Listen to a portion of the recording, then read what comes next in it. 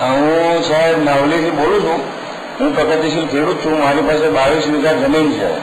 એમાં હું ધાન્ય પાકો, બાગાયતી પાકો, વૃક્ષોની ખેતી બધા જ પાકો કરું છું.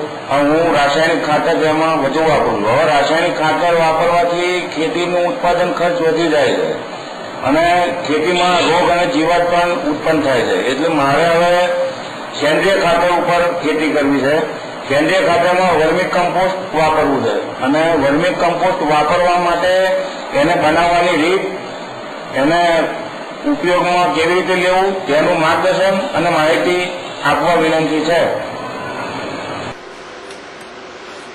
નમસ્કાર ગિરીશભાઈ, આપનો જે પ્રશ્ન છે, આપનો નાવલી ગામના આપ વતની છો, આપને 22 એકર જમીન છે.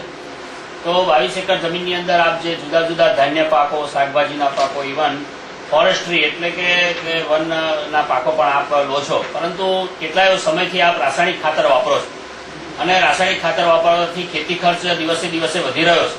ત્યારે ખાસ જ્યારે તમારે સ્વિચ ઓવર કરવું છે એટલે કે હવે સેન્દ્રિય ખેતી તરફ જવું છે, તો સેન્દ્રિય ખેતીની અંદર જે મુખ્ય કોમ્પોનન્ટ છે, ખાસ કરીને લીલો પડવાશ કરવો, છાણિયું ખાતર વાપરવું, જુદા જુદા ખોર નાખવા તેલીબિયાના, સારું છાણિયું ખાતર અને વર્મી કોમ્પોસ્ટ બનાવવું. તો વર્મી કોમ્પોસ્ટ બનાવવાની જે પદ્ધતિ છે હું આ સીડીની અંદર મૂકું છું, તો તમે જોશો તો તમને ધ્યાનમાં આવશે કે વર્મી કમ્પોસ્ટ કેવી રીતે બનાવાય, એને શું શું એની અંદર કાળજી લેવાની અને કેવી રીતે એનો ઉપયોગ કરવો, તો આ સીડી દ્વારા તમને જોવા મળશે.